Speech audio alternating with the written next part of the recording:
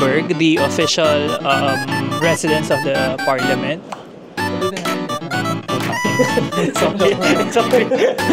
So, yeah. Hi guys, welcome back on my channel. I'm Brian from the Philippines but currently living and working in Switzerland. But for today's video, we are at Vienna, Austria. So I'll be visiting my friend, social media friend, joke lang, my college classmate and one of my closest friends here in Vienna. So kaka-transfer lang niya from Australia to Vienna. And I'm very excited because it's my first time to see him here in Europe. And titira tayo sa kanyang apartment for Thursday, Friday, and Saturday. I'll be traveling to Bratislava as well. Pero i-house tour ko kayo dun sa place niya or sa apartment niya, no? Para mabigla na lang siya. So, abangan na lang natin.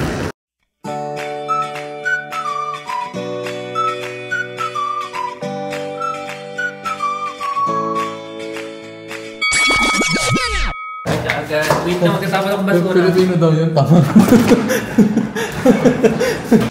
So hi guys, nagkita na kami ni Jam. So ayan siya nag-work while I'm here cooking. So nag-grocery nga pala kami kanina. And then nag-crave ako ng steak. So I will have steak for lunch. It's actually 1 PM na.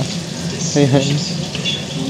Nagpo-fasting na ako. So dapat yung lunch ko talaga ay masarap. Kasi nga twice a day lang kumain ng breakfast, very light bill pa. Anyway, mamaya, nakapaglaba na din pala ako. So, thanks Jam sa pagpapalaba. So, kasi kailangan kong may marathon ako sa Sunday. So, I need to have clean clothes. Kasi baka either dumiretso na ako sa Geneva or sa Lausanne.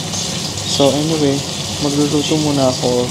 Bibigyan ko kayo ng house tour with the permission of Jam, of course. Later. Huwag mo akong i-vlog muna. Ay, huwag mo akong i-upload today nang nakaganito ako. Wala ka naman magagawa. Dito na lang ako kuha. Kahit ano. Feeling ko din natin yung maubos. Feeling ko nga din, hindi yan. Dito na muna ako. Hi, Bri! So let's have a house tour. Welcome to Vienna.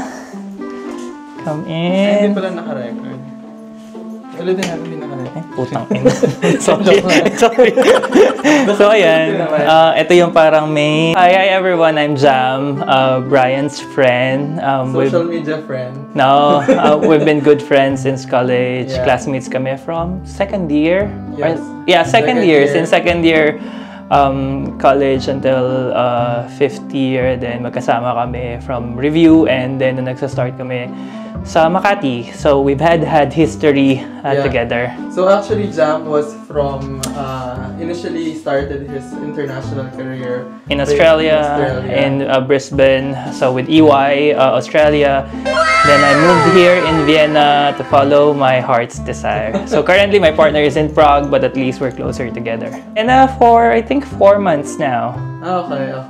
And then you found this apartment. You're living in this apartment like 4 months, or is this 3 months. I live in an Airbnb for a month while searching for an apartment. Okay. So yeah. And yeah, good thing with my employer, they have an agency who helped me with everything that I need, starting from my work permit until with the house search and everything that I needed. So it's basically smooth with everything.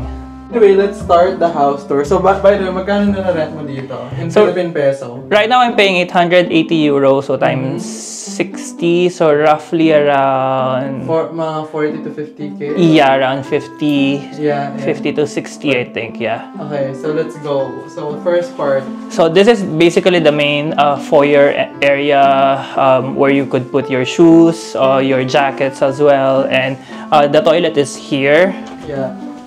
So we have a separate toilet here we have a tabo.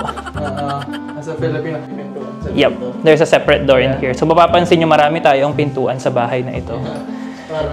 Okay, the next one would be... So next one will be the main living area, dining, living room.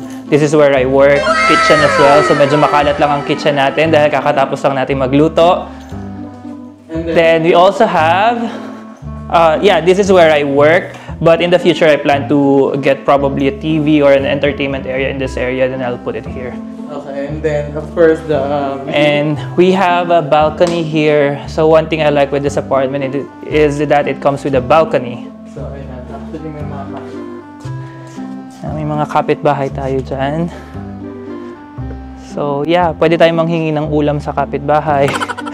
Pwede tayong mag-barbecue actually. We had a barbecue party here last Easter. And now this is the main bathroom.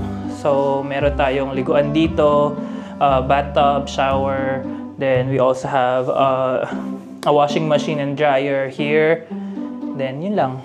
Then we also have like a small closet, I would say walk-in closet. So where I put my clothes and everything. And good thing is nasasara mo din siya separately. So kapag nagluluto ka sa kitchen, you can just close everything. So para hindi maamoy. And finally, my bedroom. So yeah, this is my favorite part of the room. This is where I sleep and rest. And ang kagandahan nito is, since maganda yung tama ng araw, pwede mo rin siyang i-close. So, kung creation ng painting na to, I don't know. But if you can see, it's just two lovers actually. Okay. And then dito may AC kayo or heater then? Yeah. This is an AC. The heating system is through the floors. Okay. So it's centralized through the floors. But the AC also, as well can function as a heater. Okay. So heater and AC na din. Yep. Yep. We're going to St. Stephen. St. Stephen's. So for tourists, yun yung parang a must, I would say. Pinakang sentro ng commercial, charot. Okay. Hi guys, so we're currently at Stephen Platz. So actually dito ko unang natikman yung Schnitzel. This is the St. Stephen Cathedral. Naalala ko to, dun kami bumili na kumain ng Schnitzel. Kung papansinin natin yung cathedral, isa lang yung tower niya. Okay.